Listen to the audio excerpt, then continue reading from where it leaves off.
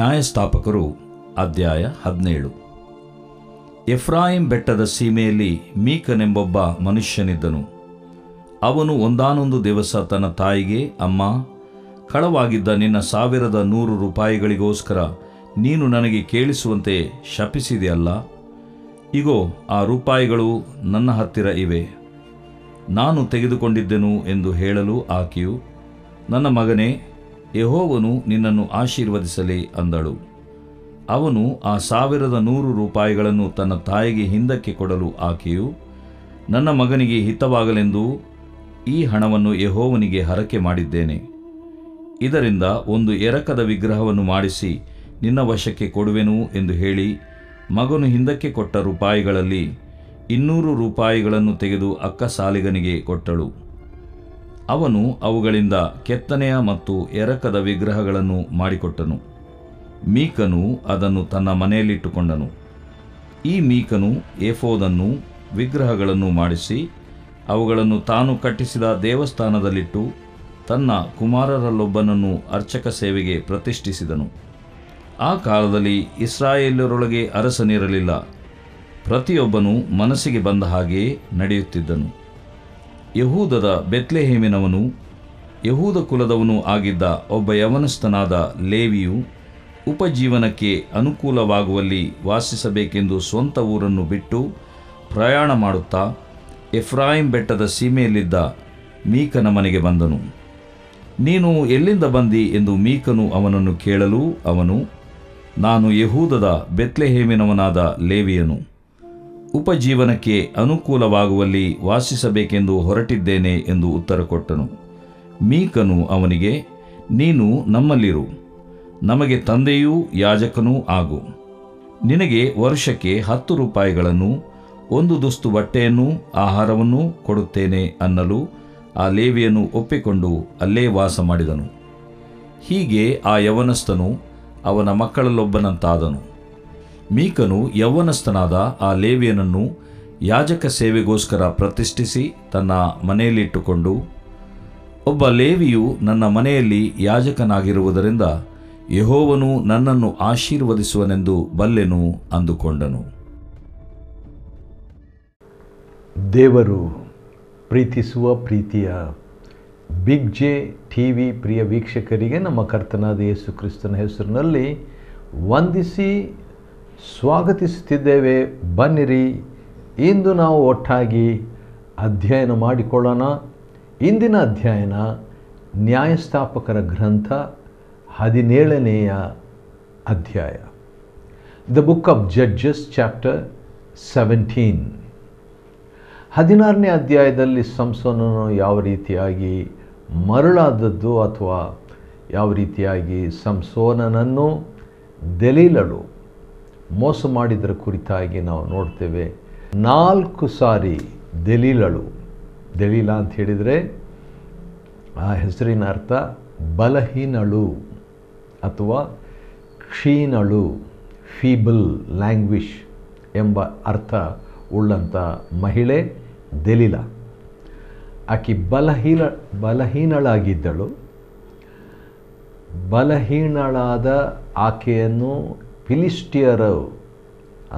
ಫಿಲಿಸ್ಟಿಯರ ನಾಯಕರು, ಪ್ರಭುಗಳು ಬಂದು ಆಕೆಯನ್ನು ಉಪಯೋಗಿಸಿಕೊಂಡು ಆಕೆ ಮುಖಾಂತರವಾಗಿ ಸಂಸೋನನನ್ನು ಹೇಗಾದರೂ ಹಿಡಿಯಬೇಕು, ಅವನ ವಿಶೇಷವಾಗಿ ಸಂಸೋನನ ಮಹಾಶಕ್ತಿಯ ಮೂಲ ಏನೆಂಬುದಾಗಿ ತಿಳಿಯಬೇಕೆಂಬುದಾಗಿ ಯತ್ನಿಸಿದರು. ಹೌದು, 3 ಸಾರಿ ಆಕೆ ಅಥವಾ ದೆಲೀಲಳು ಸಂಸೋನ ಅಂತ ಹೇಳಿದರೆ ಸೂರ್ಯನ ಬೆಳಕು, ಸನ್ ಲೈಟ್, ಆ ಸೂರ್ಯನ ಬೆಳಕೆಂಬಂಥ ವ್ಯಕ್ತಿಯನ್ನು ಬಲಹೀನಳು ಹೇಗಾದರೂ ಮಾಡಿ ಫಿಲಿಸ್ಟಿಯರು ಅಂತ ಹೇಳಿದರೆ ಆ ಹೆಸರಿನ ಅರ್ಥ ವಲಸೆಯಾದವರು ಅಥವಾ ಪ್ರವಾಸವಾಗಿ ಬಂದವರು, ಉರುಳಿ ಬಂದವರು ಅಂತ ಹೇಳ್ಬಿಟ್ಟು ಆ ಫಿಲಿಸ್ಟಿಯರ ಕೈಗೆ ಹೇಗಾದರೂ ಈ ಸಂಸೋನನನ್ನು ಒಪ್ಪಿಸಿಕೊಡ್ಬೇಕೆಂಬುದಾಗಿ 3 ಸಾರಿ ಟ್ರೈ ಮಾಡಿದ್ದು, ಯತ್ನಿಸಿಬಿಟ್ಟು ಸಂಸೋನ್ನೇಗೋ ಫಿಲಿಸ್ಟಿಯರ್ ನಿನ್ನ ಕಡೆಗೆ ಬಂದಿದ್ದಾರೆ ಅಂತ ಹೇಳಿದಾಗ 3 ಸಾರಿ ಕೂಡ ಅವನು ತನ್ನ ಮಹಾಶಕ್ತಿಯ ರಹಸ್ಯವನ್ನು ದೆಲೀಲಳಿಗೆ ಹೇಳಿದ್ದಿಲ್ಲ. ಈ 3 ಸಾರಿ ನೀನು ನನಗೆ ವಂಚಿಸಿಬಿಟ್ಟಿದ್ದು, ನಿನ್ನನ್ನು ಪ್ರೀತಿಸ್ತೇನೆಂದು ನೀನು ನನಗೆ ಹೇಗೆ ಹೇಳ್ಬೋದು ಎಂಬುದಾಗಿ, ನಿನ್ನ ಮನಸ್ಸು ನನ್ನ ಮೇಲೆ ಇಲ್ಲವಲ್ಲ, ಮನಸ್ಸು ನನ್ನ ಮೇಲೆ ಇದ್ದರೆ ಸತ್ಯವನ್ನಾಡಬೇಕು ಎಂಬಂಥ ವಿಚಾರ ಆಕೆಗೆ ಗೊತ್ತಿತ್ತು. ಆದ ಕಾರಣ ನಿನ್ನ ಮನಸ್ಸು ನನ್ನ ಕಡೆ ಇಲ್ಲವಲ್ಲ, ಯಾಕಂತೇಳಿದ್ರೆ ನೀನು ಸತ್ಯ ಹೇಳ್ತಾ ಇಲ್ಲ, ರಹಸ್ಯ ಹೇಳ್ತಾ ಇಲ್ಲ, ನಿಜ ಹೇಳ್ತಾ ಇಲ್ಲ, ಸುಳ್ಳು ಹೇಳ್ತಾ ಇದ್ದಿ ಎಂಬುದಾಗಿ ಅರ್ಥಗೊಂಡಂಥ ಅರ್ಥದ ಮಾತನ್ನು ಈಗ ಹೇಳಿದಾಳೆ ದೆಲೀಲಳು. ಅವಳು ಸಂಸೋನನ್ನು ದಿನದಿನವೂ ಮಾತಿನಿಂದ ಪೀಡಿಸಿದ್ದರಿಂದ, ಮಾತು ಮಹತ್ವವುಳ್ಳದ್ದು. ಒಬ್ಬ ಬಲಶಾಲಿಯಾದಂಥ ವ್ಯಕ್ತಿ, ಯಾಕಂದರೆ ಸಂಸೋನನು ಭೂಮಿಯಲ್ಲಿಯೇ ಆ ಕಾಲದಲ್ಲಿ ಅತ್ಯಂತ ಶಕ್ತಿಯುತನಾದ ವ್ಯಕ್ತಿ, ಶಕ್ತಿದಾಯಕನಾದ ವ್ಯಕ್ತಿ. ಯಾಕಂತೇಳಿದರೆ ಅವನು ದೇವರ ಆಶೀರ್ವಾದ ಹೊಂದಿದವನಾಗಿದ್ದನು, ದೇವರ ಪ್ರೇರಿತನಾದ ವ್ಯಕ್ತಿಯಾಗಿದ್ದನು. ದೇವರು ಅಥವಾ ಯೆಹೋವನ ಆತ್ಮವು ಅವನ ಮೇಲೆ ಬಲವಾದ ರೀತಿಯಲ್ಲಿ ಬಂದದ್ದರಿಂದ ಅವನು ಶಕ್ತಿವಂತನಾದ ವ್ಯಕ್ತಿಯಾಗಿದ್ದು ಸಿಂಹವನ್ನು ಅರಿದು ಬಿಟ್ಟನು. ಅದೇ ರೀತಿಯಾಗಿ ಕತ್ತೆಯ ದವಡೆಯನ್ನು ತಕ್ಕೊಂಡು 1000 ಜನರನ್ನು ಸೋಲಿಸಿ ಹತರಾಗುವಂತೆ ಮಾಡಿದನು. ಈಗ ಅಂಥ ಒಬ್ಬ ವ್ಯಕ್ತಿ ತನ್ನ ರಹಸ್ಯವನ್ನು ದೆಲೀಲಾ ಎಂಬ ಆ ವ್ಯಕ್ತಿಗೆ, ಬಲಹೀನ ಎಂಬ ವ್ಯಕ್ತಿಗೆ, ಕ್ಷೀಣ ಎಂಬ ವ್ಯಕ್ತಿಗೆ ಹೇಳಿಬಿಡ್ತಾನೆ, ನಾನು ದೇವರಿಗೆ ಪ್ರತಿಷ್ಠಿತನು. ಹೌದು, ನಾನು ಮಾತೃಗರ್ಭ ಬಿಟ್ಟಂದಿನಿಂದ ದೇವರಿಗೆ ಪ್ರತಿಷ್ಠಿತನಾದವನು, ನನ್ನ ತಲೆ ಕ್ಷೌರ ಆಗಿದ್ದಿಲ್ಲ ಅಂತ ಹೇಳಿದಾಗ ಅವನ ಮಹಾರಹಸ್ಯ ತಲೆ ಕೂದಲಿನಲ್ಲಿ ಇದೆ ಎಂಬುದಾಗಿ ತಿಳ್ಕೊಂಡು, ಹೌದು, ಸಂಸೋನನನ್ನು ಅವನ ತಲೆಯನ್ನು ಬೋಳಿಸಿಬಿಟ್ರು. ಆದ ಕಾರಣ ಇದೊಂದು ಸಾರಿ ಬಂದ್ರಿ ಅಂತ ಹೇಳ್ಬಿಟ್ಟು ಫಿಲಿಸ್ಟಿಯರನ್ನು ದೆಲೀಲಳು, ಬಲಹೀನಳು ಕರಿತಾಳೆ. ಅವರು ಹಣ ತಗೊಂಡು ಬರ್ತಾರೆ. ಒಬ್ಬೊಬ್ಬರು ಕೂಡ 1100 ರೂಪಾಯಿ ತಗೊಂಡು ಬರ್ತಾ ಇದ್ದಾರೆ. 10 ಜನರಿದ್ದಂದರೆ 10 × 1100 ರೂಪಾಯಿ. ಹಾಗಾದರೆ ದೊಡ್ಡ ಹಣ. ಯಾಕಂತೇಳಿದರೆ ಸುಮಾರು 3500 ವರ್ಷಗಳ ಹಿಂದೆ ಅದು ದೊಡ್ಡ ಒಂದು ಹಣವಾಗಿತ್ತು. ಅಷ್ಟೊಂದು ಹಣ ಕೊಡಲಿಕ್ಕೂ ರೆಡಿ ಇದ್ದರು, ಆದರೆ ಸಂಸೋನನು ಬೇಕು ಎಂಬುದಾಗಿ. ಕಡೆಗೆ ಅದರಂತೆ 7 ಜಡೆಗಳನ್ನು ಬೋಳಿಸಿ ಅವನನ್ನು ದುರ್ಬಲಪಡಿಸಿದಳು. ದೆಲೀಲಾ ಮಾಡಿದಳು. ದೆಲೀಲಾ ಅಂದರೆ ಬಲಹೀನ ಮಾಡಿದಳು ಬಲವಾದ ವ್ಯಕ್ತಿಯನ್ನು ದುರ್ಬಲಪಡಿಸಿದಳು. ದೆಲೀಲಾ ಮಾಡಿಬಿಟ್ಲು. ಆದರೆ ಫಿಲಿಸ್ಟಿಯರು ಬಂದಿದ್ದಾರೆ ಸಂಸೋನನೇ ಅಂತ ಕೂಗಲು ಅವನು ಎಚ್ಚೆತ್ತು ಮುಂಚಿನಂತೆ ಈಗಲೂ ಅವನು ಟ್ರೈ ಮಾಡ್ತಾನೆ. ಆದರೆ ದೇವರು ಬಿಟ್ಟು ಹೋಗಿದ್ದವನಿಗೆ ಗೊತ್ತಾಗಲಿಲ್ಲ. ಯೆಹೋವನು ತನ್ನನ್ನು ಬಿಟ್ಟು ಹೋಗಿದ್ದಾನೆಂಬುದು ಅವನಿಗೆ ತಿಳಿಯಲಿಲ್ಲ. ಕಡೆಗೆ ಅವನು ಅರೆಸ್ಟ್ ಮಾಡಿದರು, ತೆಗೆದುಬಿಟ್ರು. ಕಡೆಗೆ ಅವನನ್ನು ಒಂದು ವಿನೋದವಾಗಿ ಭಾವಿಸಬೇಕಂತಿದ್ದಾಗ ಅಷ್ಟರಲ್ಲಿ ಅವನ ತಲೆ ಕೂದಲುಗಳು ಬೆಳೆದವು. ಆ ಶಕ್ತಿಯಿಂದಕ್ಕೆ ಬಂತು. ಯೆಹೋವನೇ ಕರ್ತನೇ, ಫಿಲಿಸ್ಟಿಯರು ಕಿತ್ತು ಹಾಕಿದ 2 ಕಣ್ಣುಗಳಲ್ಲಿ ಒಂದಕ್ಕೋಸ್ಕರವಾದರೂ ನಾನು ಅವರಿಗೆ ಮುಯಿ ತೀರಿಸುವಂತೆ ನನ್ನನ್ನು ಈ ಸಾರಿ ಬಲಪಡಿಸು ಎಂದು ಮೊರೆ ಇಟ್ಟನು. ಬಲಹೀನಳ ಮುಖಾಂತರ ಬಲಹೀನನಾಗಿ ಬಲ ಎಂಬಂಥ ಸ್ಥಳಕ್ಕೆ, ಗಾಜಾ ಅಂದರೆ ಬಲ ಎಂಬ ಸ್ಥಳಕ್ಕೆ ಬಂದು ದೇವರಿಗೆ ಬಲಪಡಿಸು, ನನ್ನನ್ನು ಗಾಜಾಪಡಿಸು, ಬಲಪಡಿಸು ಎಂಬುದಾಗಿ ಕೇಳಿದಾಗ ದೇವರು ಅವನ ಪ್ರಾರ್ಥನೆಗೆ ಉತ್ತರ ಕೊಟ್ಟು ಅವನು ಬಲಪಡಿಸಿದನು. ಕಡೆಗೆ 2 ಸ್ತಂಭಗಳಿಂದ ಬೀಳಿಸಿ, ಅವನು ಜೀವದಿಂದಿದ್ದಾಗ ಕೊಂದು ಹಾಕಿದವರಿಗಿಂತ ಸಾಯುವಾಗ ಕೊಂದವರ ಸಂಖ್ಯೆ ಹೆಚ್ಚಾಗಿತ್ತು. ಹೀಗೆ 20 ವರ್ಷಗಳು ಸಂಸೋನನು ಇಸ್ರಾಯೇಲರಿಗೆ, ಯಹೂದ್ಯರಿಗೆ ನ್ಯಾಯಾಧಿಪತಿಯಾಗಿ ಅಥವಾ ನ್ಯಾಯಸ್ಥಾಪಕನಾಗಿ ಇದ್ದು ನಡೆಸಿದರ ಕೃತ್ಯ ಮುಗಿಯಿತು. 17ನೇ ಅಧ್ಯಾಯಕ್ಕೆ ಬಂದಾಗ ನ್ಯಾಯಸ್ಥಾಪಕರ ಕಾಲದಲ್ಲಿ ನಡೆದಂಥ ಕೆಲವು ಘಟನೆಗಳನ್ನು ನಾವು ನೋಡ್ತೀವಿ. ಹೌದು, ಸಂಸೋನನು ಎಷ್ಟನೇ ನ್ಯಾಯಸ್ಥಾಪಕನಾಗಿದ್ದನು ಎಂಬುದಾಗಿ ನೋಡುವಾಗ 14ನೇ ನ್ಯಾಯಸ್ಥಾಪಕನು ಆಗಿದ್ದನು. ಯೆಹೋಶುವನ ತರುವಾಯ ಒತ್ನಿಯೇಲನಿಂದ ಹಿಡಿದು ಸಂಸೋನನವರೆಗೆ 14 ನ್ಯಾಯಸ್ಥಾಪಕರು. ಇಂದು 17ನೇ ಅಧ್ಯಾಯವನ್ನು ನಾವು ಅಧ್ಯಯನ ಮಾಡಿಕೊಳ್ಳುವಾಗ ಅದು ಚಿಕ್ಕ ಒಂದು ಅಧ್ಯಾಯ ಆದ ಕಾರಣ ನಾನು 16ನೇ ಅಧ್ಯಾಯ ಕುರಿತಾಗಿ ಹೆಚ್ಚಾಗಿ ಹೇಳಬೇಕಾಯಿತು. ಸರಿ, 17ನೇ ಅಧ್ಯಾಯದಲ್ಲಿ ಏನಿದೆ, ಏನು ನಡೀತು ಆ ನ್ಯಾಯಸ್ಥಾಪಕರ ಕಾಲದಲ್ಲಿ, ಅದು ಎಂಥ ವಿಚಿತ್ರ, ಯಾಕೆ ಅದನ್ನು ಬರಿಬೇಕು ಪವಿತ್ರ ಆತ್ಮನು, ಅದರಿಂದ ನಾವು ಕಲಿಯುವಂಥದ್ದು ಏನಿದೆ ಎಂಬುದಾಗಿ ನೋಡಿಕೊಳ್ಳೋಣ. ಎಫ್ರಾಯಿಮ್ ಬೆಟ್ಟದ ಸೀಮೆಯಲ್ಲಿ, ಮತ್ತೆ ಎಫ್ರಾಯಿಮ್ ನೆನಪಿರಲಿ, ಎಫ್ರಾಯಿಮಿನವರು ಯಾವ ರೀತಿಯಾಗಿ ಬಂದರು, ಯೆಫ್ತಾ ಹತ್ತಿರ ಬಂದು ಯುದ್ಧ ಮಾಡಿ ಬಹಳಷ್ಟು ಜನರು ಅವರಲ್ಲಿ ಹತರಾದರು. ಮತ್ತು ಅದೇ ರೀತಿಯಾಗಿ ಈಗ ಇನ್ನೂ ಕೂಡ ನಾವು ಬೇರೊಂದು ಘಟನೆಯನ್ನು ನಾವು ನೋಡಲಿಕ್ಕಿದ್ದೇವೆ. ಒಂದು ಕಡೆ 12ನೇ ಅಧ್ಯಾಯದಲ್ಲಿ ಎಫ್ರಾಯಿಮರು ಕಲಹ ಮಾಡಿದ್ರ ಕುರಿತಾಗಿ ನೋಡ್ತೀವಿ. ಈಗ ಇನ್ನೊಂದು ಕುಲದವರು, ಗೋತ್ರದವರ ಬಗ್ಗೆ ನಾವು ಅನಂತರ ನಾವು ನೋಡಿಕೊಳ್ಳಲಿಕ್ಕಿದ್ದೇವೆ. 17ನೇ ಅಧ್ಯಾಯದಲ್ಲಿ ಇರುವಂಥದ್ದು ಏನಂದರೆ, ಎಫ್ರಾಯಿಮ್ ಬೆಟ್ಟದ ಸೀಮೆಯಲ್ಲಿ ಮೀಕಾನೆಂಬೊಬ್ಬ ಮನುಷ್ಯನಿದ್ದನು. ಮೀಕಾ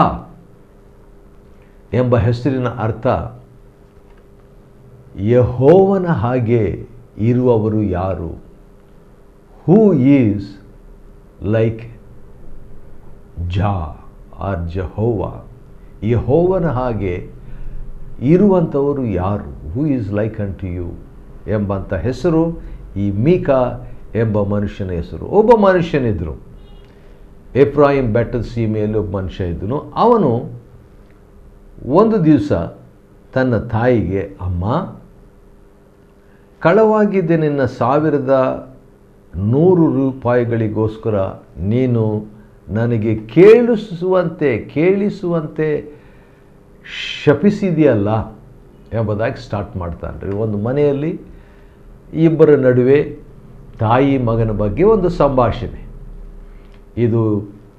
ಈ ಸಂಭಾಷಣೆಯಲ್ಲಿ ಏನಂದರೆ, ದುಡ್ಡು ಕಳ್ಳತನ ಆಗಿರ್ತದೆ.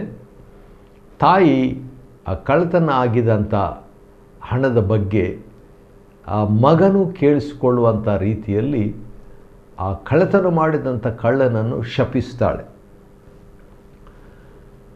ಎಷ್ಟು ರೂಪಾಯಿ ಕಳ್ಳತನ ಆಯಿತು? 1100 ರೂಪಾಯಿ. 1100 ಅಂದ ಕೂಡಲೇ ನಿಮಗೆ ಹಿಂದಿನ ಅಧ್ಯಾಯ ನೆನಪಿಗೆ ಬರ್ಬೋದು. 1100 ಅಂತ ಹೇಳ್ಬಿಟ್ಟು 16ನೇ ಅಧ್ಯಾಯದಲ್ಲಿ ಕೂಡ ಇದೆ. 17ನೇ ಅಧ್ಯಾಯ ಈಗ ಸದ್ಯಕ್ಕೆ ನಾವು ಅಧ್ಯಯನ ಮಾಡಿಕೊಳ್ತಿದ್ದೇವೆ. ಅಲ್ಲಿ ಕೂಡ 1100 ಬರ್ತಾ ಇದೆ. ಇಲ್ಲಿನೂ 1100 ರೂಪಾಯಿ, ಅಲ್ಲಿನೂ 1100 ರೂಪಾಯಿ. ಆದರೆ ಅಲ್ಲಿ ದಲೀಲಳಿಗೆ ಫಿಲಿಸ್ಟಿಯರ ಪ್ರಭುಗಳು ಹೇಳ್ತಾರೆ, ನಾವು ಪ್ರತಿ ಒಬ್ಬೊಬ್ಬರು ನಿನಗೆ 1100 ರೂಪಾಯಿ ಕೊಡ್ತೀವಿ ಅಂತ ಹೇಳ್ತಾರೆ. ಸಂಸೋನನ ಮಹಾಶಕ್ತಿಯ ರಹಸ್ಯದ ಮೂಲ ನೀನು ಕಂಡುಹಿಡಿದು ನಮ್ಗೆ ಹೇಳಿಬಿಟ್ರೆ. ಇಲ್ಲಿ ಏನಂತ ಹೇಳಿದ್ರೆ, 1100 ರೂಪಾಯಿಗಳು ಯಾರೋ ಕಳ್ಳತನ ಮಾಡಿಬಿಟ್ಟಿದ್ದಾರೆ. ಆದ ಕಾರಣ ತಾಯಿನೇ ನೋಡ್ರಿ, ಯಾಕಂದರೆ ಆ ದಿವಸಗಳಲ್ಲಿ ಭಾಳ ದೊಡ್ಡ ಹಣ ಅದು. ಅಷ್ಟೊಂದು ದುಡ್ಡು ಕಳ್ಳತನ ಆಗಿದೆಯಲ್ಲ, ಅಷ್ಟೊಂದು ರೂಪಾಯಿ ಕಳ್ಳತನ ಆಯಿತಲ್ಲ ಅಂತ ಹೇಳ್ಬಿಟ್ಟು ತಾಯಿ ತನ್ನ ಒಂದು ಪ್ರತಿಕ್ರಿಯೆಯನ್ನು ವ್ಯಕ್ತಪಡಿಸುವಂಥ ರೀತಿಯಲ್ಲಿ ರಿಯಾಕ್ಷನ್ ಮಾಡುವಂತೆ ಶಾಪ ಕೊಡ್ತಾಳೆ ಕಳ್ಳನಿಗೆ. ಆಗ ಮಗ ಏನು ಹೇಳ್ತಾನೆ, ಈಗೋ ಆ ರೂಪಾಯಿಗಳು ನನ್ನ ಹತ್ತಿರ ಇವೆ. ಶಾಕ್, ಆಶ್ಚರ್ಯ. ಕಳ್ಳ ಏನು ಕಳ್ಳತನ ಮಾಡಲಿಲ್ಲ, ನಾನೇ ಅದನ್ನು ತಕ್ಕೊಂಡಿದ್ದೆ, ನನ್ನ ಹತ್ರ ಇವೆ, ನಾನು ತೆಗೆದುಕೊಂಡಿದ್ದೇನು, ನಾನು ತಕ್ಕೊಂಡಿದ್ದೆ ಅದನ್ನು ಎಂಬುದಾಗಿ ಹೇಳ್ತಾನೆ, ಒಪ್ಪಿಕೊಳ್ತಾನೆ. ಆಗ ತಾಯಿಯ ಒಂದು ಪ್ರತಿಕ್ರಿಯೆ ನೋಡಬೇಕಾ? ಬನ್ನಿರಿ ನೋಡೋಣ. 17ನೇ ಅಧ್ಯಾಯ ನ್ಯಾಯಸ್ಥಾಪಕರು 2ನೇ ವಚನದ 2ನೇ ಭಾಗದಲ್ಲಿ ಏನಂತಿದೆ? ಯೆಹೋವನು ನನ್ನ ಮಗನೇ, ನನ್ನ ಮಗನೇ, ಯೆಹೋವನು ನಿನ್ನನ್ನು ಆಶೀರ್ವದಿಸಲಿ. ಮೊದಲು ಶಾಪ ಕೊಟ್ಟಿದ್ಲು. ತಾಯಿ ಕಳ್ಳತನ ಮಾಡಿದ್ದಕ್ಕಾಗಿ ತಿಳಿಯದೆ ಮಗನಿಗೆ ಶಾಪ ಕೊಟ್ಟಿದ್ದಳು. ಆ ಶಾಪ ಕೊಟ್ಟಿದ್ದು ಮಗನಿಗೆ ಕೇಳಿಸ್ತು. ಈಗ ಆ ದುಡ್ಡು ಯಾರೂ ಕಳ್ಳತನ ಮಾಡಿಲ್ಲ, ನನ್ನ ಹತ್ರನೇ ಇದೆ ಎಂಬುದಾಗಿ ಮಗನು ಹೇಳಿದಾಗ, ನನ್ನ ಮಗನೇ, ಯೆಹೋವನು ನಿನ್ನನ್ನು ಆಶೀರ್ವದಿಸಲಿ ಎಂಬುದಾಗಿ ಹೇಳ್ತಾಳೆ. ಅವನು ಯಾರು? ಮೀಕ ಅಂತ ಮನುಷ್ಯನು, ಮೀಕ ಎಂಬ ಹೆಸರಿರುವಂಥ ಮನುಷ್ಯನು. ಮೀಕನು ತನ್ನ ತಾಯಿಗೆ, ಮೀಕನು ಆ 1100 ರೂಪಾಯಿಗಳನ್ನು ತನ್ನ ತಾಯಿಗೆ ಹಿಂದಕ್ಕೆ ಕೊಟ್ಟನು. ನನ್ನ ಹತ್ರ ಇದೆ ಅಂತ ಅಷ್ಟೇ ಹೇಳಲಿಲ್ಲ, ಅರಿಕೆ ಅಷ್ಟೇ ಮಾಡಲಿಲ್ಲ. ಅರಿಕೆಯನ್ನು ಮಾಡಿಬಿಟ್ಟು ಅವನು ತಾಯಿಗೆ ಹಿಂದಿರುಗಿ ಆ ಹಣವನ್ನು ಕೊಡ್ತಾನೆ. ತಾಯಿಯ ಪ್ರತಿಕ್ರಿಯೆ ಇನ್ನೇನಾಗಿರಬೇಕು ತಿಳ್ಕೊಳ್ಬೇಕಾ? ನೋಡೋಣ ಬನ್ನಿರಿ. ತನ್ನ ತಾಯಿಗೆ ಹಿಂದಿರುಗಿ ಕೊಡಲು ಆಕೆಯು, ನನ್ನ ಮಗನಿಗೆ ಹಿತವಾಗಲೆಂದು ಈ ಹಣವನ್ನು ಯೆಹೋವನಿಗೆ ಹರಕೆ ಮಾಡಿದ್ದೇನೆ. ಯಾಕಂದರೆ ಶಾಪ ಕೊಟ್ಟುಬಿಟ್ಟಿದ್ದಳು, ತಿಳಿಯದೆಯೋ, ಹೆಚ್ಚಾಗಿ ತಿಳಿಯದೆ ಕೊಟ್ಟಿದ್ದಳು. ತಿಳಿಯದೆ ಕೊಟ್ಟಂಥ ಆ ಶಾಪ ಅವನಿಗೆ ತಗಲಬಾರ್ದಂತ ಹೇಳ್ಬಿಟ್ಟು 2 ಕೆಲಸ ಮಾಡ್ತಾಳೆ. ಒಂದು, ಆಶೀರ್ವದಿಸ್ತಾಳೆ. ನನ್ನ ಮಗನೇ, ಯೆಹೋವನನ್ನು ಆಶೀರ್ವದಿಸಲಿ ಅಂತ ಹೇಳ್ತಾಳೆ. 2ನೇದಾಗಿ, ಆ ಹಿಂದಿರುಗಿ ಬಂದಂತಹ ಹಣವನ್ನು ಯೆಹೋವನಿಗೆ ಹರಕೆ ಮಾಡಿಬಿಡ್ತಾಳೆ. ಶಾಪ ಬರಬಾರ್ದು ಅಂಥೇಳಿ. ಇದರಿಂದ ಒಂದು ಎರಕದ ವಿಗ್ರಹವನ್ನು ಮಾಡಿಸಿ ನಿನ್ನ ವಶಕ್ಕೆ ಕೊಡುವೇನು ಎಂದು ಹೇಳಿ ಮಗನ ಹಿಂದಕ್ಕೆ ಕೊಟ್ಟ ರೂಪಾಯಿಗಳಲ್ಲಿ 200 ರೂಪಾಯಿ ತಕ್ಕೊಂಡು ಅಕ್ಕಸಾಲಿಗನಿಗೆ ಕೊಟ್ಟು ಒಂದು ವಿಗ್ರಹ ಮಾಡ್ತಾಳೆ. ಆ ದಿವಸಗಳಲ್ಲಿ ನೆನಪಿರಲಿ, ಅರಸರು ಇರಲಿಲ್ಲ, ಇಷ್ಟ ಬಂದ ಹಾಗೆ ಜನರು ಜೀವಿಸ್ತಾ ಇದ್ದರು. ಇಲ್ಲಿ ಕೂಡ ನಾವು ನೋಡುವಾಗ ಇಷ್ಟ ಬಂದ ಹಾಗೆ ಈ ತಾಯಿ ಜೀವಿಸ್ತಾ ಇದ್ದಾಳೆ. ಯಾಕೆ ಆ ಮಾತನ್ನು ಹೇಳ್ತೀನಿ ಅಂತ ಹೇಳಿದರೆ, ಧರ್ಮಶಾಸ್ತ್ರದಲ್ಲಿ, ಅದರಲ್ಲಿಯೂ ಮೋಶೆಯ ಧರ್ಮಶಾಸ್ತ್ರದಲ್ಲಿ ದೇವರು ಬಹಳ ಸ್ಪಷ್ಟವಾಗಿ ಇಸ್ರಾಯೇಲರಿಗೆ ಒಂದು ಮಾತು ಹೇಳಿದ್ದನು. ಆ ಮಾತು ಏನಂತ ಹೇಳ್ಬಿಟ್ಟು, ದಶಾಜ್ಞೆಗಳಲ್ಲಿ ಒಂದು ಆಜ್ಞೆ ಏನಾಗಿದೆ ಅಂದರೆ, ಯಾವ ಮೂರ್ತಿಯನ್ನು ಮಾಡಿಕೊಳ್ಳಬಾರದು. ಆಕಾಶದಲ್ಲಾಗಲಿ, ಭೂಮಿಯಲ್ಲಾಗಲಿ, ಭೂಮಿಯ ಕೆಳಗಿನ ನೀರಿನಲ್ಲಾಗಲಿ ಇರುವ ಯಾವುದರ ರೂಪವನ್ನು ಮಾಡಿಕೊಳ್ಳಬಾರದು. ಅವುಗಳಿಗೆ ಮಾಡ್ಕೊಂಡ ಮೇಲೆ ಅವುಗಳಿಗೆ ಅಡ್ಡ ಬೀಳಲೂ ಬಾರದು, ಪೂಜೆ ಮಾಡಲೂ ಬಾರದು. ನಿನ್ನ ದೇವರಾದ ಯೆಹೋವನೆಂಬ ನಾನು ನನಗೆ ಸಲ್ಲತಕ್ಕ ಗೌರವವನ್ನು ಸಲ್ಲಬೇಕು, ಸಲ್ಲದಿದ್ದರೆ ಶಿಕ್ಷೆ ಎಂಬುದಾಗಿ ಸ್ಪಷ್ಟವಾಗಿ ಹೇಳಿದ್ದಾನೆ. ಆದರೆ ಯೆಹೋವನ ಹೆಸರನ್ನು ಹೇಳಿದ ಈ ತಾಯಿ ಈಗ ಒಂದು ತಪ್ಪು ಕೆಲಸ ಮಾಡ್ತಾಳೆ. ಏನದು? 1100 ರೂಪಾಯಿ ಹಿಂದಕ್ಕೆ ಬಂತಲ್ಲ, ಅದರಲ್ಲಿ ಒಂದು 200 ರೂಪಾಯಿ ತಗೊಂಡು ಅಕ್ಕಸಾಲಿಗನ್ನು ಕೊಟ್ಟು ಒಂದು ವಿಗ್ರಹವನ್ನು ಮಾಡಿಬಿಡ್ತಾಳೆ. ಅನಂತರ ಮೀಕನು ಅದನ್ನು ತನ್ನ ಮನೆಯಲ್ಲಿ ಇಟ್ಕೊಂಡು, ಮಗ ಏನು ಮಾಡ್ತಾನೆ, ತಾಯಿ ಕೊಟ್ಟಂಥ ವಿಗ್ರಹ 200 ರೂಪಾಯಿನಲ್ಲಿ ಮಾಡಿಕೊಟ್ಲಲ್ಲ ಎಂಬುದಾಗಿ ಅವನು ಅದನ್ನು ಇಟ್ಕೊಂಡನು. ಈ ಮೀಕನು ಏನು ಮಾಡ್ತಾನೆ, ಏಫೋದನ್ನು ವಿಗ್ರಹಗಳನ್ನು ಮಾಡಿಸಿ, ಈಗ ನೋಡಿ, ತಾಯಿ ಮಾಡಿದ ಹಾಗೆ ಮಕ್ಕಳು, ಅದೇ ರೀತಿಯಾಗಿ ತಾಯಿ ಒಂದು ವಿಗ್ರಹವನ್ನು ಮಾಡಿಕೊಟ್ಲು 200 ರೂಪಾಯಿಗೆ. ಆದರೆ ಮಗ ಏನು ಮಾಡ್ತಾನೆ, ವಿಗ್ರಹಗಳನ್ನೂ ಮಾಡಿಸಿ, ಬಹುವಚನ, ಒಂದಲ್ಲ ಬಹಳಷ್ಟು ವಿಗ್ರಹಗಳನ್ನು ಮೀಕನು. ಅದರ ಹೆಸರು ಏನಿದೆ, ಯೆಹೋವನ ಹಾಗೆ ಯಾರಿದ್ದಾರೆ? Who is like Jehovah. Micah ಅಂದರೆ ಅದೇ ಹೆಸರಿನ ಅರ್ಥ. ಅಂಥ ಹೆಸರಿರುವಂಥ ವ್ಯಕ್ತಿ ಯೆಹೋವನ ಹಾಗೆ ಯಾರಿದ್ದಾರೆ ಅಂತ ಹೇಳ್ಬಿಟ್ಟು ಬೇರೆ ಬೇರೆ ಯೆಹೋವನಲ್ಲದ ಬೇರೆ ದೇವರುಗಳನ್ನು ಇವರು ಮಾಡಿಕೊಳ್ತಿದ್ದಾರೆ. ಪ್ರತಿಯೊಬ್ಬನು ಆ ಕಾಲದಲ್ಲಿ ಇಸ್ರಾಯೇಲರೊಳಗೆ ಅರಸನಿರಲಿಲ್ಲ. ಪ್ರತಿಯೊಬ್ಬನು ಮನಸ್ಸಿಗೆ ಬಂದ ಹಾಗೆ ನಡೀತಿದ್ರು. ಆದ ಕಾರಣ ಮೀಕನು ಕೂಡ ತನ್ನ ಮನಸ್ಸಿಗೆ ಬಂದ ಹಾಗೆ ನಡೆದನು. ಯಾಕಂದರೆ ಮೀಕನ ತಾಯಿ ಕೂಡ ತನ್ನ ಮನಸ್ಸಿಗೆ ಬಂದ ಪ್ರಕಾರವಾಗಿ ಯಾಕೆ ನಡೆದಳು.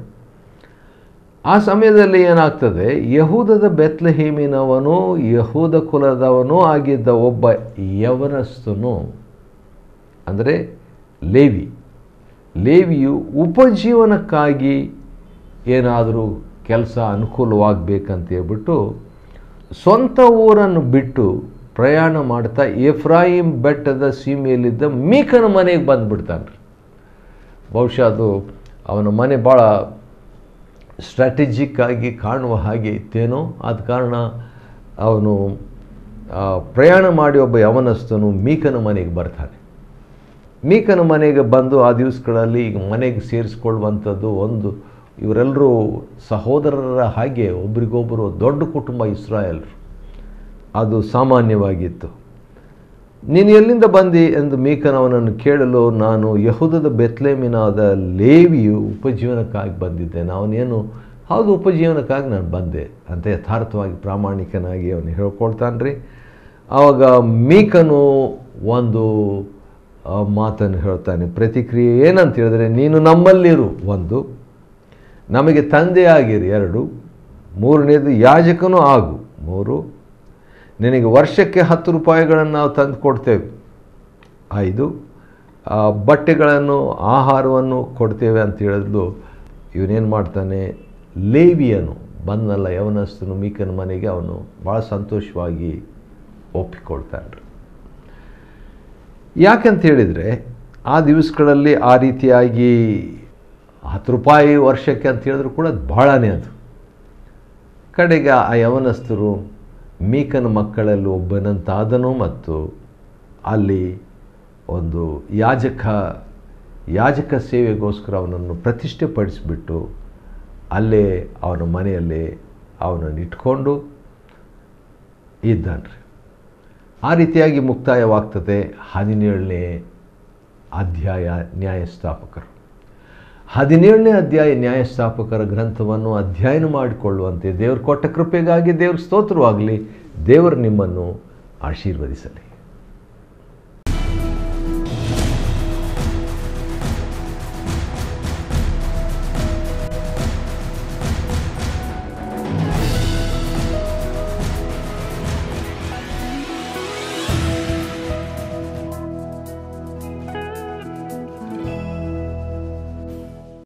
Chapter 17.